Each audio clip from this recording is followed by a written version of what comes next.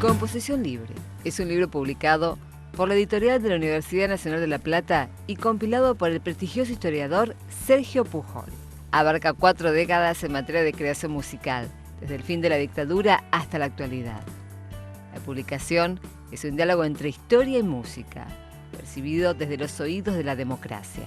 Hoy, en Buenos Días Buenos Aires, nos visita Sergio Pujol, investigador del CONICET en temas de historia cultural argentina y profesor titular de Historia del siglo XX en la Facultad de Periodismo de la Universidad Nacional de La Plata. Bueno, bienvenido, Sergio, ¿cómo estás? ¿Qué tal? ¿Cómo les va? Bien. El profe, de todo. El profe, Nosotros, claro. de todo. Ya probamos, no es que lo invitamos Si para esto fuera probar. una película sería La venganza de los nerds. Claro. De exalumnos, ¿no? Hemos pasado. Pero yo le dije, yo rendí con vos, me dice, ¿y cómo te fue? Con cara de, no, bien, sí, bien. para Cursé saber. con la otra, ¿cómo se llama? Con la otra. Con la profesora Colombo. Con Colombo. Sí, con Colombo. Yo Ah, también cursé divina, con Colombo. una genia. Yo debo haber sido la Genia. persona que más veces cursó historia argentina en la historia. Porque te gustaba. O sea que sabes mucho ahora. Sí. Sé más que si lo hubiera cursado una sola vez. Estoy varias veces. Bueno, pero no Pero venimos no a hablar. llamamos por eso, Claro, venimos a nuestro hablar desempeño. de este libro. Me imagino que contento, Sergio. Contento. En realidad tiene mucho que ver con la historia, ¿no? Porque el libro parte de 2 premisas. La primera premisa es que todo libro de música es, en cierto modo, un libro de historia también. En la medida que la música está relacionada con el contexto social, no hay producción musical que en algún punto, en algún nivel, dialogue con su época.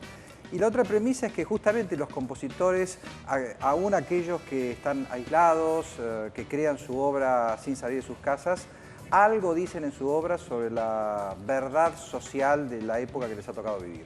Entonces es un libro que va y viene entre la producción musical y la época. En este caso, 30 años de democracia, Claro. del 83 hasta nuestros días. O sea que pasaste por un montón de historias y un montón de grupos de música y de cantantes, ¿no? Sí, de géneros Sí. y de artistas. No pasé yo, es un libro colectivo. Es Sí. decir, mi tarea fue elegir investigadores de distintas disciplinas. Está Pablo Semán, que es sociólogo, que trabaja sobre la cumbia. Está Berenice Corti, que es musicóloga, que se focaliza en un grupo de jazz muy bueno, que es Escalandrum, que dirige el nieto de Piazzolla, Pipi Piazzolla, un gran baterista. Hay un trabajo de Pablo Gianera sobre Gerardo Gandini, que fue un gran compositor académico. Martín Graciano, egresado de la Facultad de Periodismo, Claro. escribió sobre Fito Páez.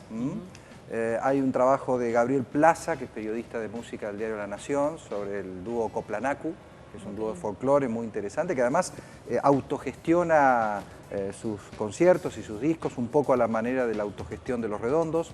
Así que la verdad es que fue para mí un desafío interesante y bastante novedoso esto de llamar gente varias veces, porque bueno, estos escritores, investigadores están en sus trabajos, en sus tareas, y a veces es difícil reunir los trabajos, que cumplan con los plazos de entrega y todo, pero estoy contento. El libro creo que quedó bien, es único en su especie.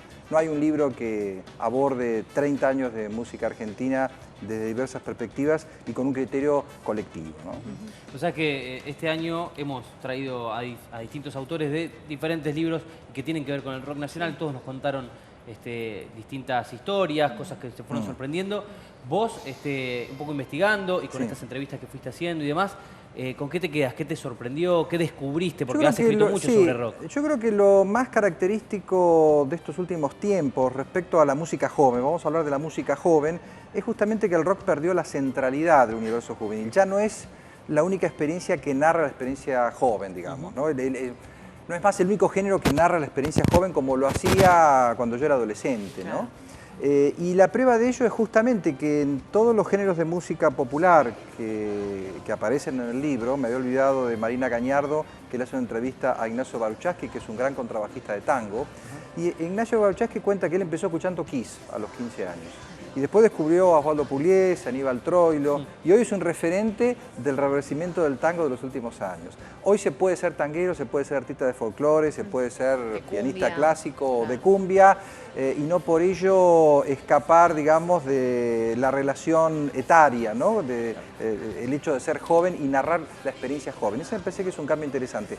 Y volviendo a Fito Páez, bueno, Fito es un emergente del rock nacional de los últimos años, pero grabó Grisel, que es un tango con Luis Alberto Spinetta en el disco La La La, es muy amigo de Eliana Herrero. El primer gran disco de Fito, Giros, tiene un tema sobre el ritmo de folclore, tiene un tema tanguero, que es el que le da título al disco. Es decir, es un artista, lo que los yanquis llamarían un crossover, un artista que parte de una determinada experiencia artística, que es el rock, obviamente, pero dialoga de manera muy vívida con otros géneros musicales. Y eso me parece que también es una marca de estos últimos tiempos. Vos te metiste bastante, ¿no?, en cómo fueron compuestas las grandes canciones del rock nacional. Sí, yo publiqué en el año 2010 mi libro de bicentenario. Quería tener mi libro de bicentenario. No llegué al libro de bicentenario y quedó de centenario, ¿no? Canciones argentinas 1910-2010. Pero publicado en el bicentenario. Publicado en el año del bicentenario, efectivamente, y ahí cuento la génesis de algunas grandes canciones del rock argentino. ¿Hay alguna que te llame mucho la atención? Intento interpretarlas, Puentes Amarillos de Luis Alberto Spinetta, Yo vengo a ofrecer mi corazón de Fito Páez, Jijiji de Los Redondos y muchas otras, y además, bueno, son 100 años de música popular argentina, así que también hay otras músicas. ¿Hay alguna anécdota, digamos? Porque el otro día vino el cantante de Estelares, dijo, yo compuse Un día perfecto en el baño, por ejemplo. ¿Hay alguno que te haya quedado ahí? Bueno, como justamente, la anécdota de Moretti, esa canción está en el libro. Ah, mira. Está en el libro y me dijo que sí, que la compuso en un baño de Villa Lisa, ¿no? Sí. Bueno, pero esa anécdota ya la contó él. No, hay anécdotas en este momento en particular, no recuerdo. Sí, tengo muy presente el enojo de algunos compositores. Lito Nevia se enojó muchísimo conmigo porque dije que El extraño de pelo largo de la Joven Guardia podría perfectamente haber sido una canción de Los Gatos de los años 60, que era una buena canción, y se enojó mucho por esa comparación. Cuando uno escribe sobre estos temas, bueno, recibe de todo. A veces le invitan a una cordial entrevista y otras veces Sergio, le mandan puteadas por el mail. ¿Partís de la música hacia la historia o desde la historia buscas la música? Es una buena pregunta.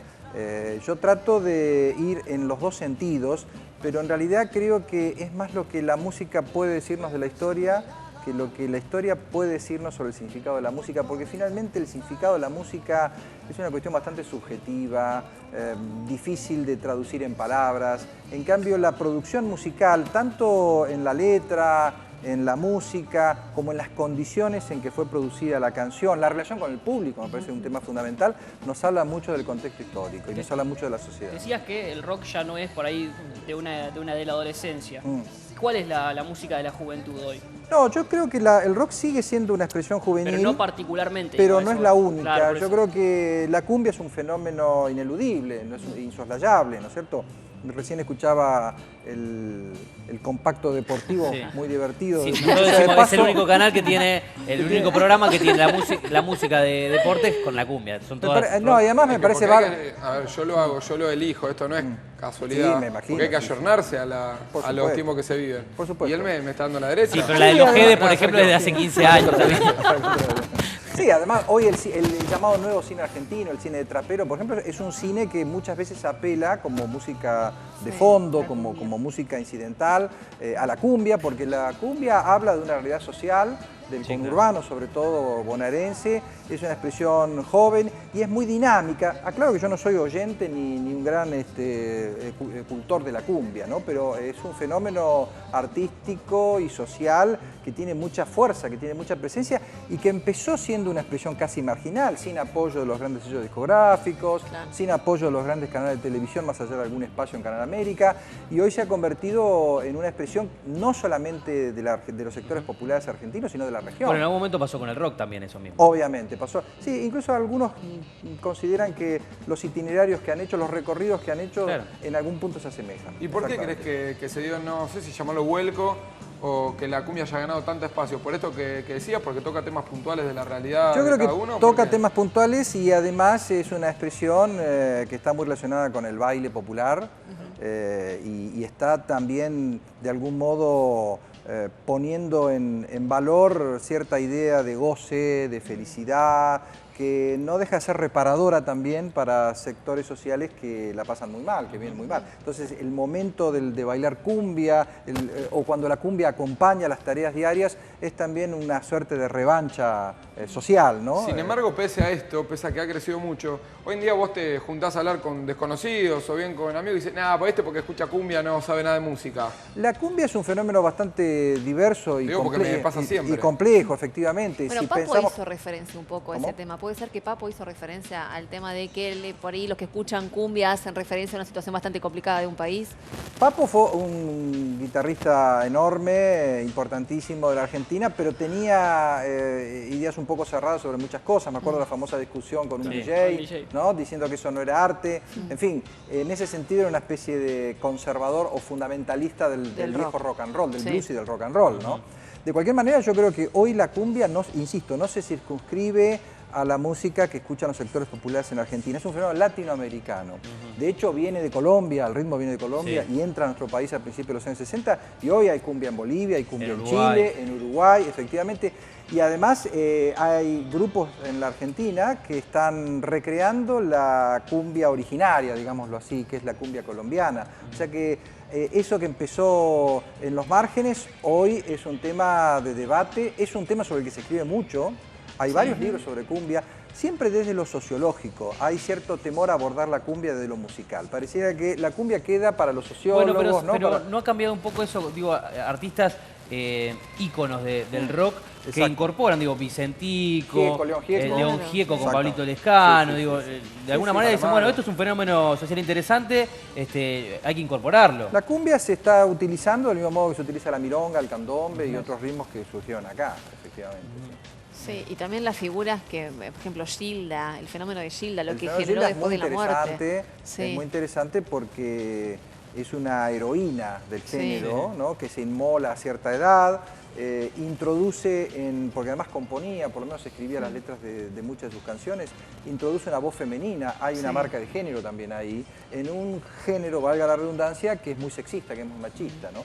Así que el caso de Gilda me parece un caso particularmente que me enteré leyendo un libro que es prima lejana de Scioli, sí, tiene que él se enteró después, una vez que ella murió. Tiene un parentesco con Scioli. Y Sergio, ¿vos crees que, vos por ejemplo, tocás algún instrumento, haces música? Yo toco la guitarra en mi casa, solamente, en la mayor de las privacidades. ¿Pero crees que, o con los autores con los que has trabajado, o desde tu óptica, crees que es necesario ejecutar la música para analizarla? Yo creo que es necesario tener algún acercamiento a la práctica musical. Me parece que sí, que es necesario para entenderlo un poco desde adentro, ¿no? No es necesario ser un gran ejecutante.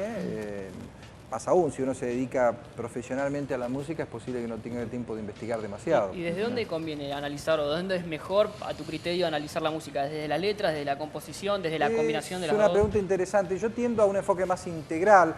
Le doy mucha importancia a la música, que creo que es un aspecto que suele descuidarse cuando se habla de música popular, sobre todo. Generalmente creemos que el significado de la música, por más evasivo que sea, está en las letras, que las letras hablan de la canción y hablan del mundo. Y en realidad también habla la música, porque la canción es un fenómeno de sinergia, ¿no? Donde la letra se retroalimenta con la música y viceversa, ¿no? Se potencian. Y me parece, como dije al principio de esta charla, que es fundamental entender, bueno, que estamos en una sociedad mediatizada y que la música está mediatizada. Por lo tanto, la música llega al oyente no como llegaba en otros tiempos, ¿no? Solamente en vivo, sino que llega a través de los medios. Básicamente llega a través de los medios. ¿El videoclip lo te metiste con algún videoclip? Digo, porque ahora también más todavía. El videoclip me parece me parecía un fenómeno muy interesante. Me ha empezado a interesar un poco menos en los últimos años. Creo que se ha estandarizado mucho. Pero yo recuerdo que un grupo como Soda Stereo, por ejemplo, le debe mucho al videoclip. Claro. Fue pionero en ese sentido. Y la llegada de Soda en los países de la región, sobre todo en Chile, bueno, fue primero a través del videoclip. Claro. Cuando ellos llegan a Chile ya los conocen a través de la televisión y del videoclip. Sergio, yo quiero hacerte la última y casi es una cuestión personal. Hablábamos de temas y de las historias de cada tema. ¿Tenés alguna referencia acerca de ese famoso mito de Juanse le escribió un tema al indio, el indio le devolvió un tema a Juanse? ¿Es cierto eso? En realidad... Ese famoso conflicto entre Ratones y Redondo, ¿no? No puedo certificarlo. Conozco el conflicto y no tengo, digamos, ningún documento revelador al alcance de la mano como para poder certificar eso. El tema de la autoría en música popular es muy interesante. Hay muchas historias. Por ejemplo, se contaba que buena parte del repertorio de Canaro, de canciones que firmaba Canaro, que fue un gran director de tango, las había escrito Mariano Mores. En una oportunidad conversé con Mariano Mores y le pregunté puntualmente, bueno, maestro, ¿es cierto que muchas canciones con las que Canaro se hizo millonario las escribió usted? No, Canaro fue un gran músico y qué sé yo. Y después, a medida que avanzaba la charla, bueno, esa canción de Canaro en realidad yo le tiré una línea. Y al final sí, ¿no? Lo largó, sí. claro. Pero finalmente lo que, bueno, volvemos al principio, ¿no? Lo que importa en este sentido es la relación del artista con el músico y ahí es donde la canción, en la música popular no se puede disociar la composición de la interpretación. Es decir, en el momento de la interpretación, una más? el intérprete es compositor también, eso quiero decir. Bueno. Después seguir fuera del aire, Charlie. La más Dale, importante Fede, es si cortita. aprobamos. Claro, se Sí, aprueba. están todos aprobados. Están todos La aprobados. pregunta es, Charlie y Spinetta, digo, ¿cuál es más del pueblo, cuál es más de la gente, a tu criterio? Si vos lo planteás en esos términos, te respondo Charlie, sin ninguna duda. Si lo planteamos en términos artísticos, el lugar que ocupa en la historia de la música argentina, yo creo que están ahí, ¿no? Spinetta largó primero. Spinetta largó primero y la obra de Charlie, ahora se cumplen estos días 40 años del Adiós sui generis, Sí, en ¿no? una parte. Bueno, en el año 75 yo te diría que Luis Alberto Spinetta ya había escrito más de la mitad de sus grandes canciones y Charlie recién empezaba, ¿no? Claro. Bueno, Sergio, gracias. Lo podemos encontrar este libro. Sí, lo Bueno. pueden encontrar en las librerías. En su librería amiga, como se decía antes. Bueno, muchas gracias. Al contrario, gracias a ustedes.